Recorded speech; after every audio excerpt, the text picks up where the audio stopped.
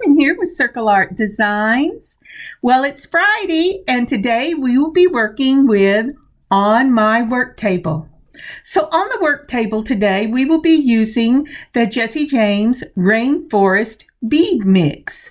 We're making a Y tassel necklace using the beads from this mix and a few things from my own stash. So let's get started.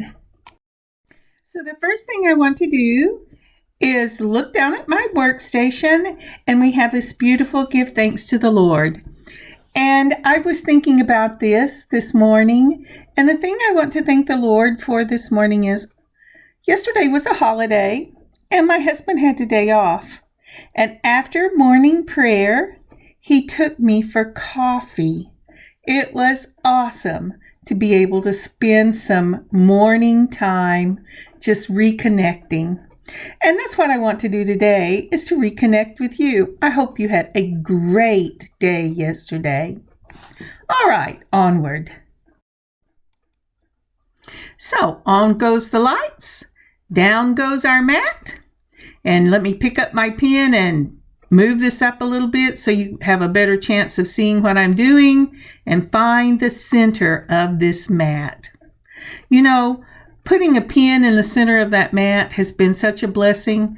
My hands still fall off the mat a lot, but not like they did before. And I can look down and it gives me the reference of, oh yes, I'm off the camera. So this is the Color Trends mix from Jesse James. It's the Rainforest mix. And I did see that they have it back on their website. So you might check there, or check to see if artbeads.com still has it. Now, I put everything I need to make this Y necklace in my little baggie. I've gone ahead and made this tassel. I will show you how to make this tassel when I do the matching earrings at the back end of this video. Let's separate everything out that we need. And we're going to start with the beautiful green peridot beads.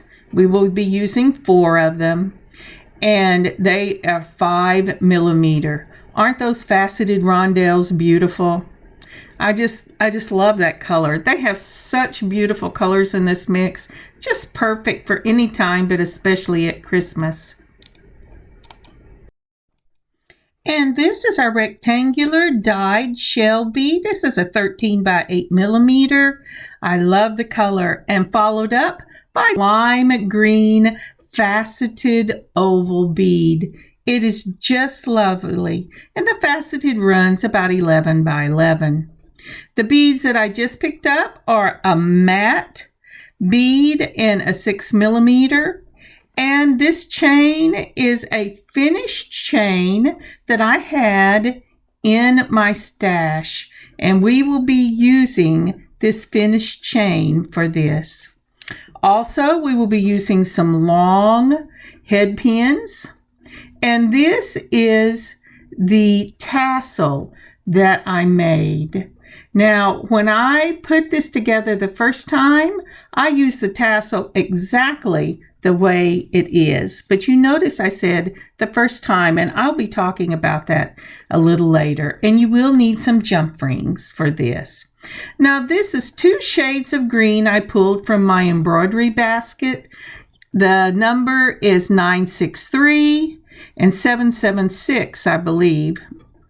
And yes, 776. And I pulled 2 shades of green to make the tassels because I wanted to complement the greens that were in the necklace. And what I did was I took pieces from both of them.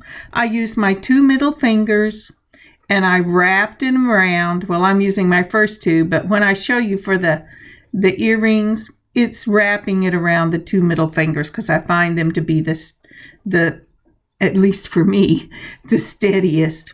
I always pull my ends down further than I need, and then I just wrapped it around my fingers 6 times.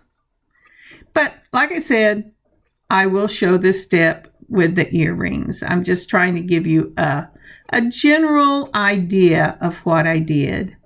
Then we take them off and we will tie it and make the tassel. Okay. You can find lots of videos with people who do tassels, probably a lot better than I. But I wanted something that would match the greens in this necklace. And so I went ahead and used my own. I tied it at the top, and then I took another piece and wrapped it. Come on, Kathryn, you're showing, but you're not really showing. You wrap it around the base, and that's what I've done here is I've wrapped it around the base. And I tied my jump ring directly into this tassel. And this tassel is perfect just like this, although like I said, I did change something further down the line, and I'll explain it to you in a little bit. Now, I was trying to show you that there's 6 strands in that, so, but I didn't really want to take it out because I'm going to use that thread for a project. I like the bigger strands, but it's really personal preference. So for this, I'm going to use my loopers because I have them. Why not use them? My wire cutters. I have 2 sets of chain nose pliers or chain nose and curved. It depends on your personal preference. Those will be used to open and close jump rings. And I am using a pair of straight nose pliers because even though the looper makes it wonderful, it still doesn't make it perfect. Now, this head pin is like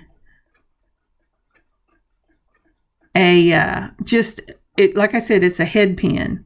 But for this piece, for what I'm about to do, I am going to need a loop on both ends. So I'm going ahead and cutting the head pin off because these are so big. It's perfect. The first thing we're going to do is we're going to work on the components for the necklace.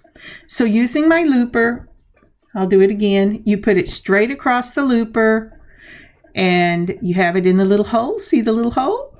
And then you're going to mash your handles together. And then I take and push it backwards slightly. And when you take that off, it's going to make a little question mark. Can you see the little question mark? I'm trying so hard for you to be able to see the little question mark. Let me see here. Okay, so this is a picture of the little question mark. Sorry, it's a little blurry. That's my auto adjust. So it should make a question mark. If it doesn't make a question mark, you didn't push down slightly on your looper. You make a question mark because you want your circle to be in the center of whatever you're making. And if you just use your looper and close it, then it skews the circle to one side. So you want to always start with a question mark and always make sure that you have closed up that end so nothing can escape. And that's what I was doing with my straight nose pliers. Now I'm setting everything out the way that I want it. The first thing we're going to do, like I said, is we're going to make the components for the necklace section. And if you'll notice, I went, oh my gosh, I didn't just close it. I went right over and have made it rough. And this is one thing you want to check whenever, especially when you're doing necklaces, because you don't want it to hang on your clothes. Take your fingers and rub across your loops after you've finished them. And if they feel rough, then take your straight nose pliers or your chain nose and mash on them till you get it in line and it's not rough. Now we're using the faceted rondelles and the peridot, that beautiful 6mm matte composite bead, and another of the rondelles from this mix. Now look at the greens. Not only do you have the peridot color of these faceted rondelles, but these matte composite beads have so many different colors of green in them. They are just beautiful. Again, we're putting it across the looper into the hole, twisting backwards just a little bit so it comes off and it makes a question mark. Then we're going to take that question mark and we're going to move it towards the wire itself till it is closed. And so I'm looking at that thing and I'm going, well, did it close? Did it not close? To close it, I almost always use my chain nose instead of my straight nose after I've done the initial close, because if I continue to use the straight nose, it will pull that question mark out of alignment and make it roll over to one side. So let's do that again.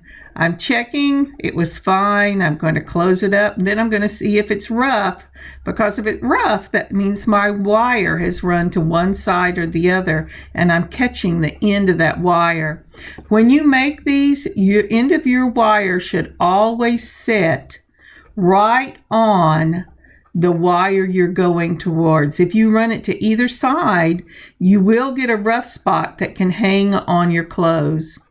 And when I close this up, if you notice, I've slightly lost my question mark.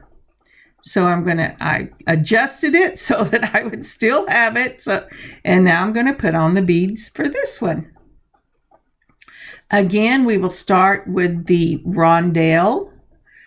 And if I get my hands back down, because now I'm more interested in seeing it myself than letting you see it. But it's rondelle, mat, and rondelle. There you go. Rondelle, mat, and rondelle. We're going to move it all the way down. In case you're wondering, I'm going, wow, these are really pretty.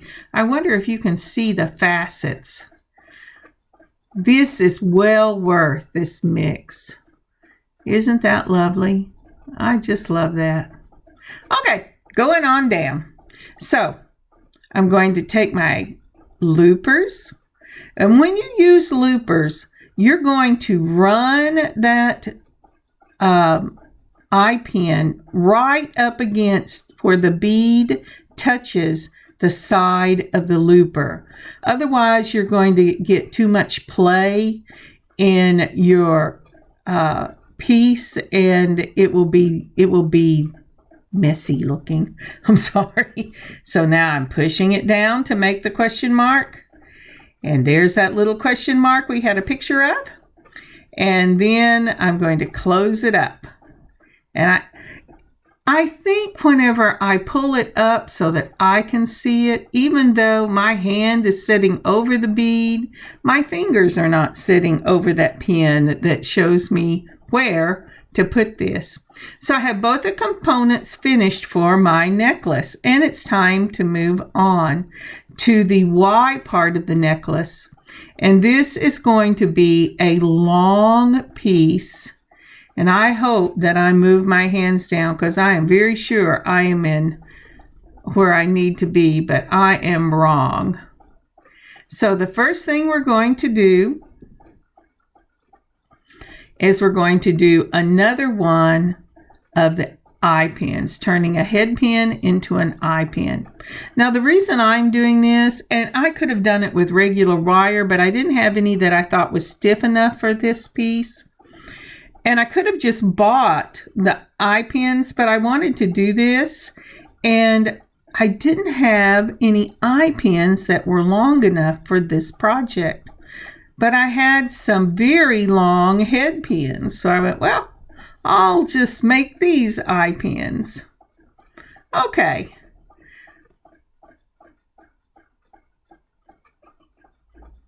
Boy, I can't believe, there you go. And there's that. Do you see how that runs to the side? That's what I'm talking about whenever I say, when you're doing this, you want to make sure that it's all in the same plane. That's what I would say. It needs to all be in the same plane, because if it runs to one side or the other, it really will catch your clothes. And if you're wearing a beautiful silk or cotton blouse and it catches your clothes, you will be so sad. I mean, you could take a needle or a very small crochet hook and pull the snag to the inside, but still, you don't really want that to happen. So always check your components run your fingers on both sides and make sure there's nothing sticking up. And that's true even if you do a wrapped loop where you do it with the your straight nose pliers instead of a looper, and you wrap it, and you still need to make sure nothing is hanging out that will snag your clothes. So now we're putting on that lovely rectangular dyed shell, and then this is the oval faceted bead in the it's a kind of a lime green. So here I'm checking to see which side I really like best. And I know the other side is perfect, but I like the one that has the slight indent and then the darker green at the top. And I like that darker green because it matches this matte composite bead right here.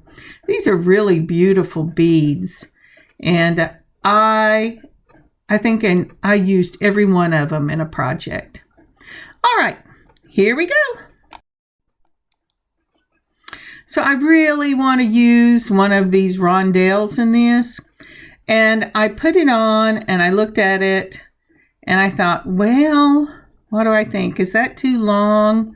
The danger with getting it too long, even whenever you've used a nice heavyweight wire, is that you could bend it. And I just didn't like that. So what I ended up doing was taking that rondelle off because I was really concerned about the length on this eye pin, even though it's a nice weight eye pin. And I went ahead and went with the 3 beads that I was going with in the first place. So again, I'm going to use my looper and we're going to bring it across and do exactly what we did, that we have done, what we have done with the other ones. There's my nice question mark. You know, I had to watch several people when I first started using the looper. Well, when I first saw the looper, I thought that was the most amazing thing I'd ever seen because I had tried making those perfectly little round circles and it did not work. And when I first started using the looper, I got all of my loops running to one side and it always made everything kind of hang funny. And that's what you're seeing here is I ran it to one side and I lost my question mark. So I'm going to straighten that up. If you find yourself in that predicament, if you will take a needle nose plier and hold on to just below your loop and then close it, it will keep your wire from running to one side. But I guess I must have done lots with the needle nose before I heard someone talk about a question mark.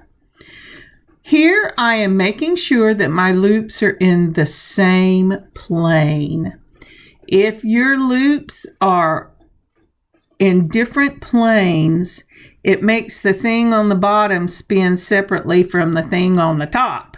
And that can be pretty confusing and messy looking if you're not real careful. So I'm checking one more time to make sure all my circles are closed because now I pulled on them again. And they're both in the same plane. And we will be ready to put on the tassel. Well, if I ever quit playing with it.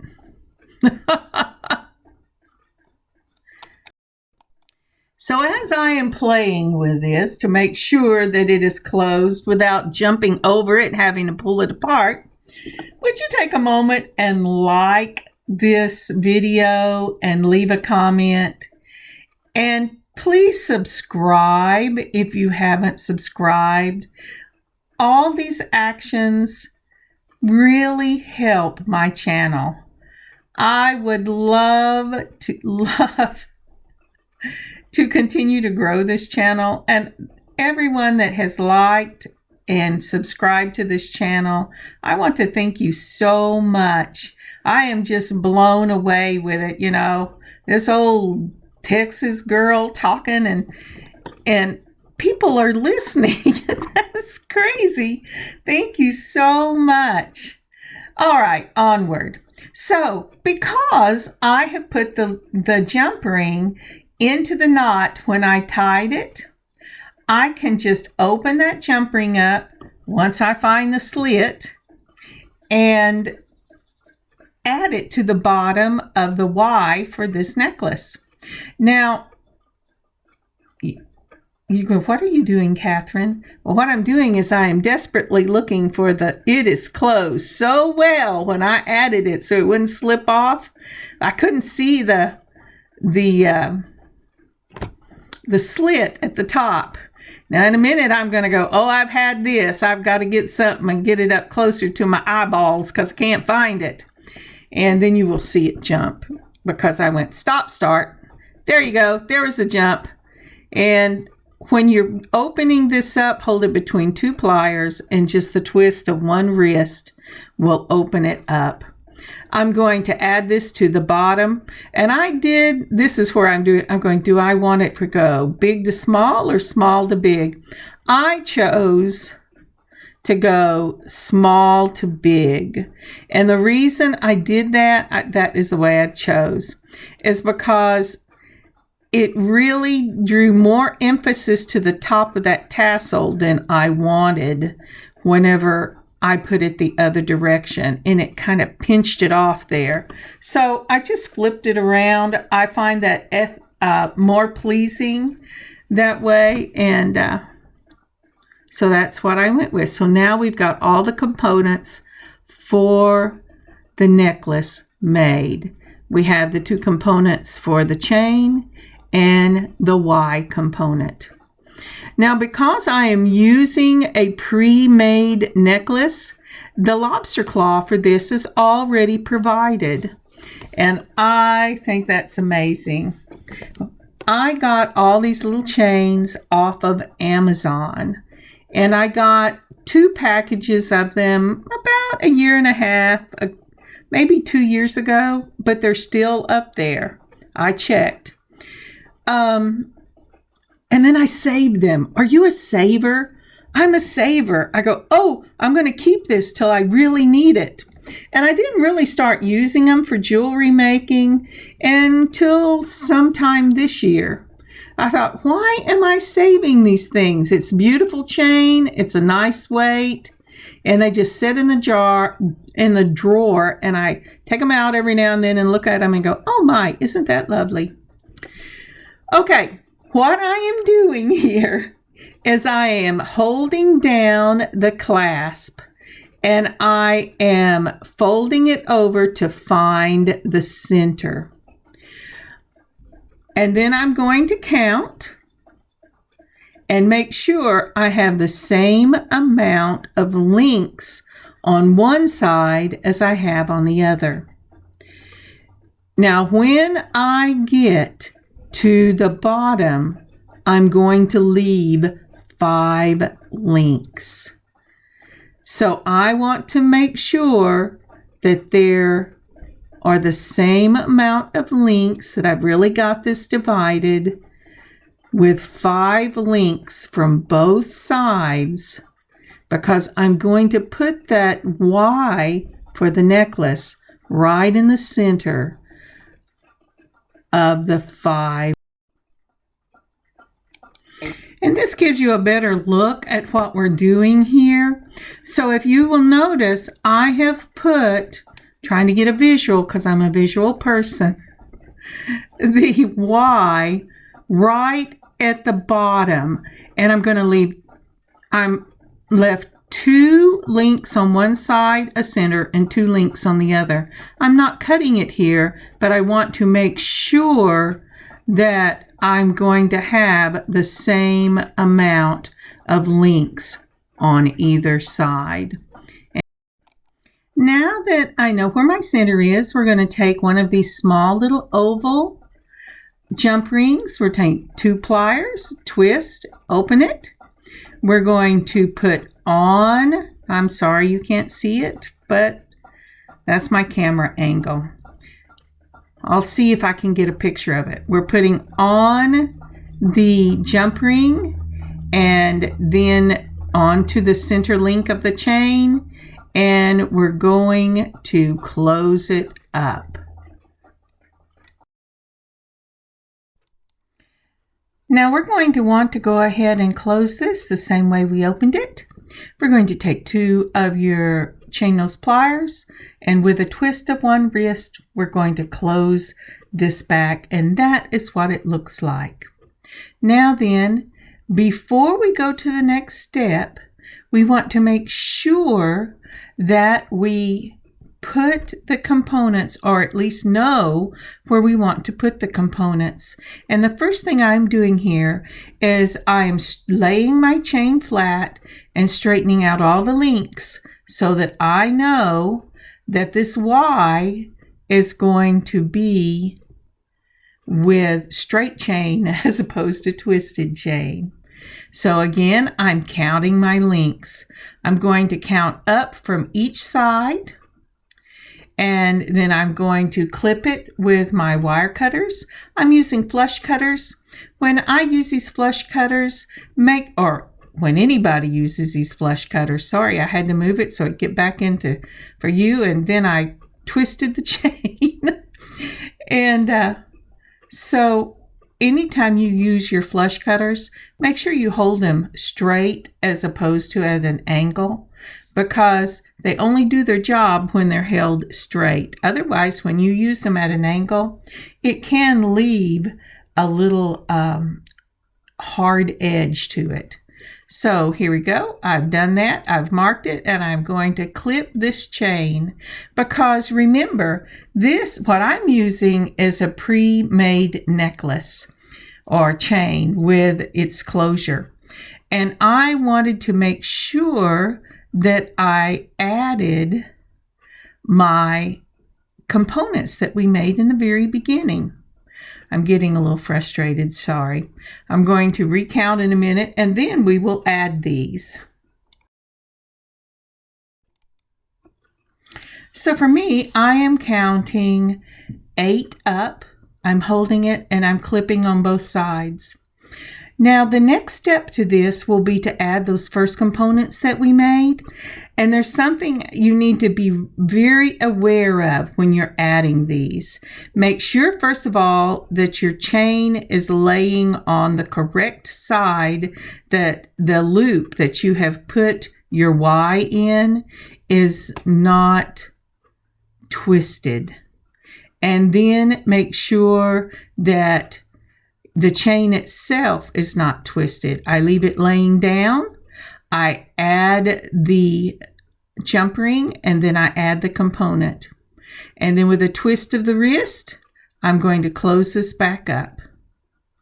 Now these little bitty jump rings can be a real hassle sometimes to get closed, but I really like them. The ovals have a real strength to them, and they're not intrusive with the chain. And personally, I don't want my jump rings to stand out as an element in the piece unless I'm using mixed metals, and then that doesn't bother me at all. But there are some that really love to have the larger jump rings and have them stand out and make that a component in the piece. And for some pieces, I think those are amazing. But for my own taste, I kind of like my jump rings to blend in. And if I have the option of opening the chain up itself and not using a jump ring at all, I'll take that. But this wasn't one of them. I could do that too. All right, again, with that teeny little 2x3 millimeter, we're going to open that thing up. And this time it's very important. Well, it's always important, but it's really important that you do not get that twisted. You see how I checked it? I am putting on both components on both sides before I add the final chain. We're almost through with this necklace. But yeah, I went, oh, we're almost through, yay! Because, you know, sometimes I feel like whenever I am doing the voiceover for this, that it's just taking forever. And this is going to be a long video for me. I almost never do them over 30-35 minutes. I consider that long. But I didn't want to put the earrings in as a separate video, so I went ahead and tacked them on at the end.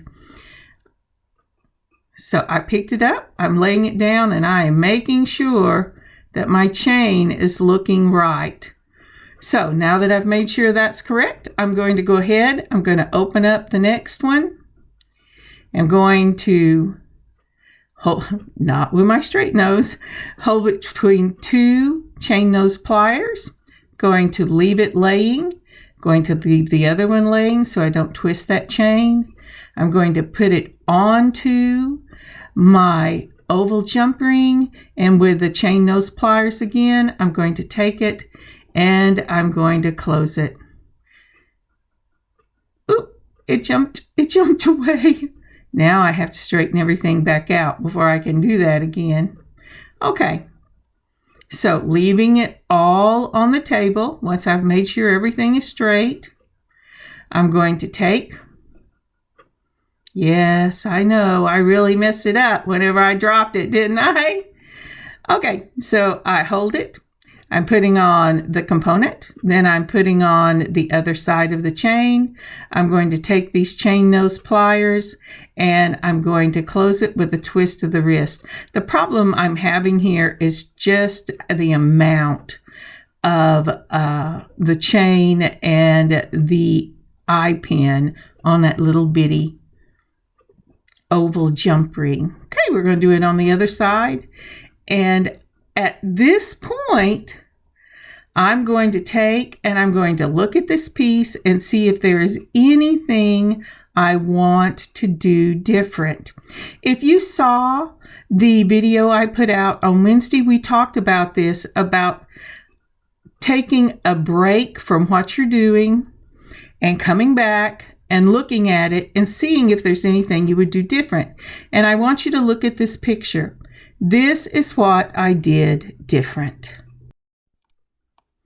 I went and fixed dinner, and then I came back after dinner and cleaning up and visiting with the family, and I laid the necklace out and looked at it to take pictures of the necklace portion. And when I did, I went, I don't think that tassel on the bottom really looks finished. It's fine. It will work. There are people who love just the wrapped tassel, but I'm not one of them. So what I did was I took the tassel off of the Y, and then I took my tassel itself, and I got one of my long head pins that I showed at the beginning with the larger head and not the little round circle or little round bead.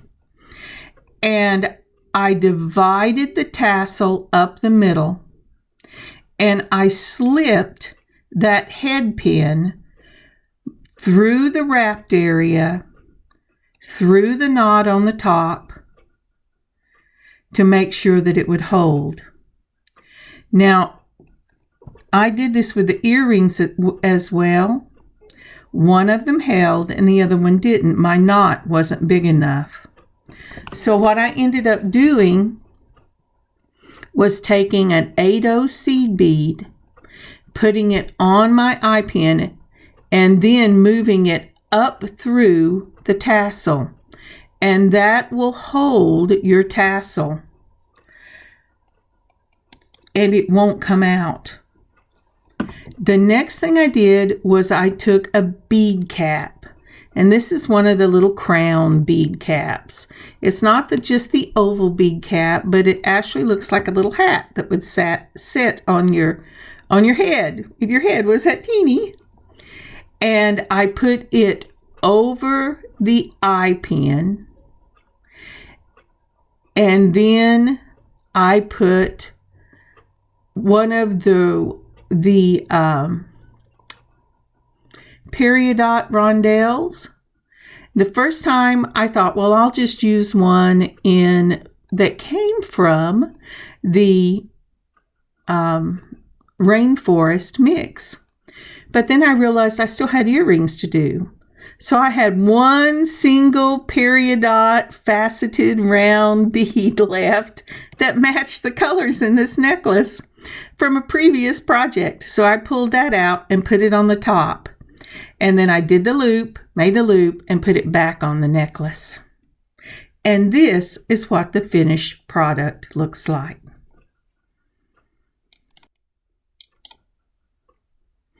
I think that piece is just lovely. I am so happy with it. I was happy before, but the finishing of the top of that tassel, I think, just elevates this piece. So now on to the matching earrings. And this one I will show you how I make the tassel, so that it's not a surprise. I don't know why I didn't think that you might want to see the tassel whenever I was doing the tassel for the necklace, but the longer I got to thinking about it, I thought I should probably show the process. So the first thing I'm doing is I am cutting 2 lengths of thread. These will be the threads that I tie my tassel with. And then I'm using one of those eye pins.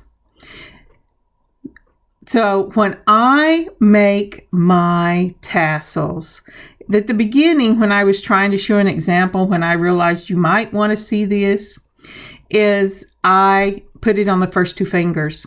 But as a general rule, I use my 2 middle fingers, because if you've ever broke your finger, you know they usually tape it to 2 together, and the middle 2 for me are my most stable. And I am trying to line this up because my thread got tangled. I don't know how my thread got tangled, but it got really tangled. Okay, so I have wrapped this just around my 2 middle fingers. Oh dear, this does not bode well. Okay, so, and I'm going to put it right between that crease where the 2 middle fingers go together. And the first thing I'm going to do, and I have wrapped this around 6 times, and it's both colors. I just wrapped it at the same time. But so I put it and pulled it up to the top. And now I'm going to make a knot at the top. At the top. Now, this knot needs to be fairly tight. Then I will wrap this again, pulling it, and I'm going to tie it again, because I want this to be a really secure knot. Now, some people go ahead and cut it after this. I don't. Since I have made my strings long enough, and that's why I make them longer, is I'm pulling it down to the bottom, and I'll show you that right here, so that they're going to go on either side of the tassel, because remember, I'm putting a cap on this. And even if I wasn't, I would just put my my jump ring on it before I did the second tie, so it would be tied at the top like I did the first one, and then I would bring it down. Now, since I'm putting a cap, I didn't give myself a long piece of string, so I don't need to wrap it around here 2 or 3 times before I tie my knot. But so I'm just doing a single wrap around it, and then when my fingers decide they're going to work, I'm going to make another knot on on the side. Now, I go fairly high up at first, but if you notice, I am not tying that all the way down. I'm checking it to see where it's sitting because I want it to be covered by the bead cap. I move it up a little bit, and then I'm going to tie that real tight and then make a knot again because I want this knot to be under my bead cap. That way I don't have to try to swing it around and hide it in the middle. It just automatically is under the bead cap. And then I'll tie it again.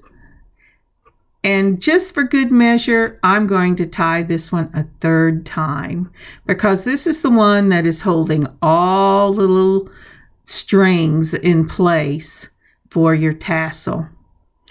Both ties, the one at the top and the one on the side, are very important. I've seen people skip one or the other.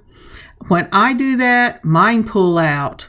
So just a word to the wise. Maybe you know a better way, but for me, mine pull out.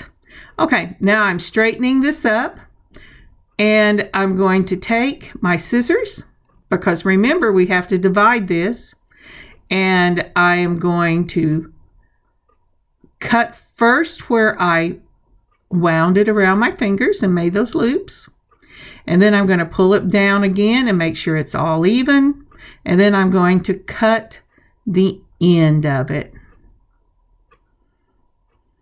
Now, maybe I won't. Oh, you know what? I think on this one, I waited to cut it till I got this in.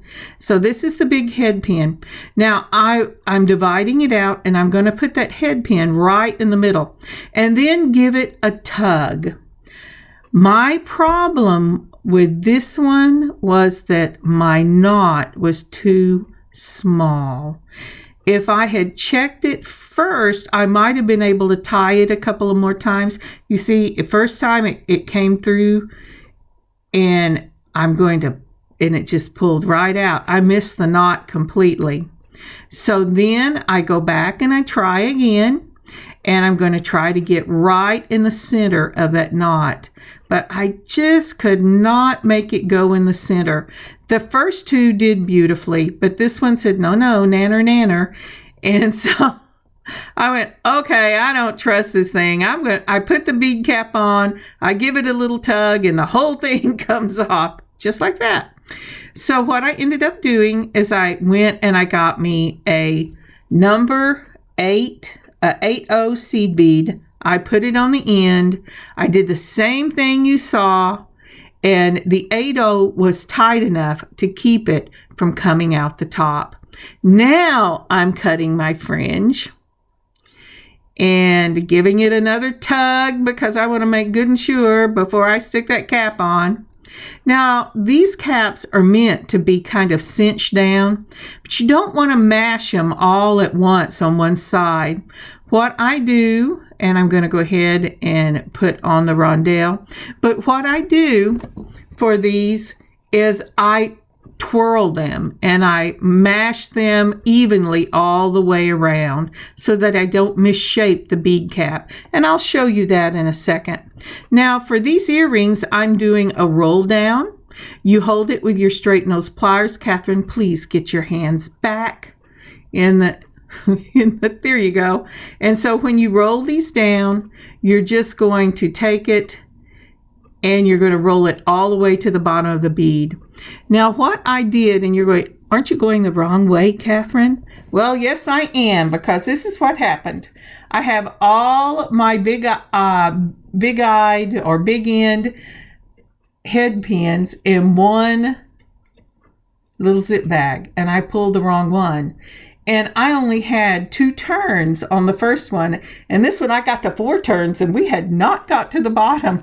So I unrolled that. I cut some of it off. I straightened it up. I'm grabbing the tip, and I'm going to start turning again because you want them to look alike. I went, oh my goodness, how did I have so much turn on this one and I only had 2 turns on the other one? But anyway, to do that turn, you just hold it and you just turn in little increments till you touch your rondelle. And this is how I am closing up this bead cap. I'm slowly pushing it all the way around, tightening it till it fits right up against the top of that dangle. I'm going to straighten it out, make sure I got everything going the right way. And now we're ready to put on our hooks. Oh, yes. When I straightened it out, I realized it's like when you don't comb your hair and you're cutting it for your child, and then you comb it and you have all the little pieces dangling where you didn't quite make it. Yes, I did that a lot. We raised 5 children. Alrighty, so there you go. These are ready to be on the hooks. I am using these silver hooks that I got from Amazon. I got a huge thing of them about a year ago, and I haven't used them all up yet. But for this one, there is a certain way I kind of want it to hang, so I like to twist the little circle to the front so that they're hanging from the front. Now I'm using the same oval jump rings that I did. No, I think I used round jump rings for these. I did. I used the same size, but I used the round for the dangle. And do you see how you just twist it open? Sometimes I forget that some people have not seen that before, and I just run right through it.